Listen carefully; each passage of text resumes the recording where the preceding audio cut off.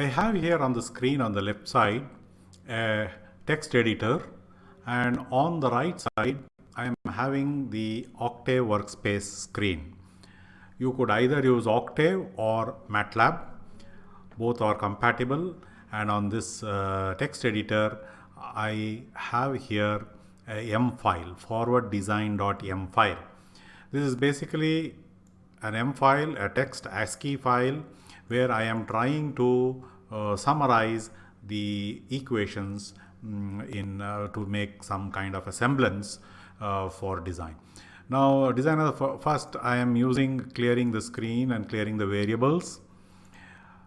In a systematic way, let us first make the specifications. So the input voltage specification 48 volts nominal, DC link voltage we call that. The input Vi can take a minimum value or a maximum value. You should design for worst case. So this example takes care of variations. You have a minimum value of the DC input and the maximum value of the DC input. V0, let's say you want it for 12 volts. There is a delta V, that is output voltage ripple, peak to peak ripple of 0.05 times 0.05, and I0 is 1 amp. This is output current. So designer variables, delta I is 10% of I0, Fs is 20 kilohertz, Dmax don't go beyond 0.545. You don't go beyond 0.5. So to be on the safer side, I have kept it at 0.45, and you can calculate or not. Now power calculation, P0 is okay. V0 1.1 times to account for winding losses plus the VD diode drop will be the output on the secondary side, the voltage into I0. The turns ratio, you can calculate the turns ratio. I have used Dmax value, and we see min. When Dmax occurs, input voltage is minimum, and when the input voltage is maximum, D is minimum. So D minimum you can calculate using that Vi min into D max is equal to Vi max into D min, and find out the value. Inductor design, like we discussed, I have here the equation, and I0 plus delta I by 2 will be the peak inductor current. Likewise, you can design the output capacitor, see the voltage across the capacitor voltage rating, and the ESR values also.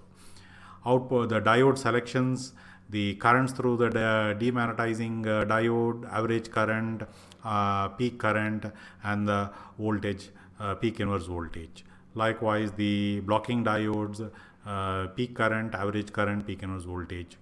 As we discussed, I put in the formulas there, and the power switch rating also can be selected in this fashion.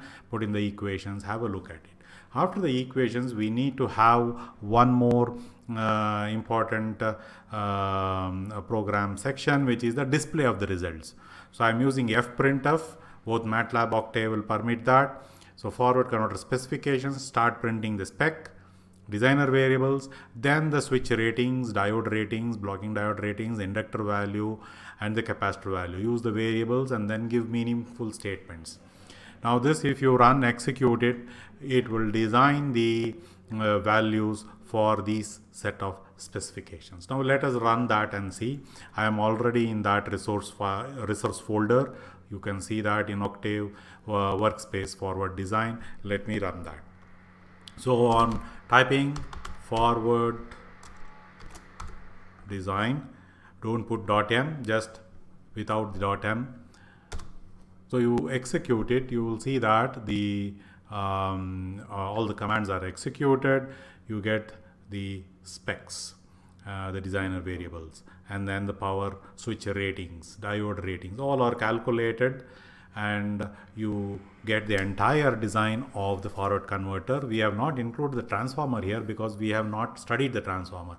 Once we do the study of the transformer and inductor magnetics, which I will do in the next session, then you will be able to use the magnetics portion of the design also, and then we'll update this file to include the magnetics design. I will request that you do a similar such M file for flyback converter also and try it out.